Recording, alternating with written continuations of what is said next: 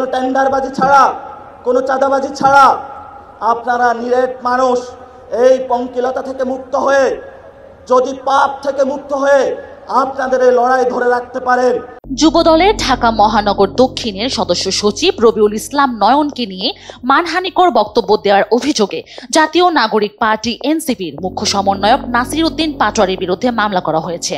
আজ সোমবার ঢাকার অতিরিক্ত চিফ মেট্রোপলিটন ম্যাজিস্ট্রেট জাকির হোসেনের আদালতে মামলা করেন ঢাকা মহানগর দক্ষিণ যুবদলের আহ্বায়ক কমিটির সদস্য কাজী মুকিতুজ্জামান। বিচারক মামলায় বাদীর জবানবন্দি শুনে তদন্ত করে ডিবিকে প্রতিবেদন দাখিলের নির্দেশ দিয়েছেন। বাদীর আইনজীবী মোহাম্মদ মেহেদী হাসান জুয়েল রানা বিষয়টি নিশ্চিত করেন। বাদী মামলার আবেদনে উল্লেখ করেন, গত 5 আগস্ট ফ্যাসিস্ট সরকার পতনের পর আসামি নাসির উদ্দিন পাটোয়ারি আন্দোলনের নেতৃত্ব দানকারী দল বিএনপি ও বিএনপির নেতৃত্ব প্রদানকারী ব্যক্তিদের সুনাম ক্ষুণ্ণ ও সামাজিকভাবে হেয় প্রতিপন্ন করার লক্ষ্যে ইচ্ছাকৃত ও উদ্দেশ্যপ্রণীতভাবে সামাজিক যোগাযোগ মাধ্যম ও গণমাধ্যমে বিভিন্ন মিথ্যা, বানোয়াট, বিভ্রান্তকর তথ্য ও মানহানিকর অপপ্রচারে লিপ্ত হয়েছেন। চাঁদাবাজি, সন্ত্রাস এবং দুর্নীতি, বাংলাদেশে যে ধরনের গডফাদারদের রাজনীতি, এটির বিরুদ্ধে আমরা দাঁড়াতে চাই। তো বিএনপি যদি এখানে সরে আসতে পারে তাহলে সেখানে ইনশাল্লাহ কথা হতে পারে, আর যদি সরে না আসে তাহলে তো আমাদের কিছু করার নাই।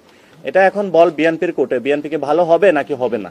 বাদী আরো অভিযোগ করেন, নাসির উদ্দিন পাটোয়ারি গত 1 নভেম্বর যুবদল নেতা নয়নকে নিয়ে বলেন, জুলাই সনদ নিয়ে একটি বড় দল গুন্ডামি করছে।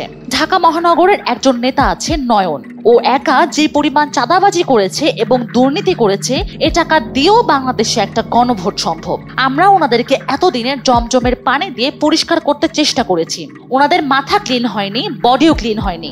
এখন আমার মনে হয় ওনাদেরকে বুড়িগঙ্গার পানি দিয়ে পরিষ্কার করতে হবে। নাসির উদ্দিন পাটোয়ারির এমন বক্তব্যের মাধ্যমে বিএনপি সহ যুব সমাজের সামনে রবিউল ইসলাম নয়নের ভাবমূর্তি ক্ষুণ্ণ হওয়ার পাশাপাশি বিষয়টি মানহানিকর বলেও আবেদনে উল্লেখ করা হয়।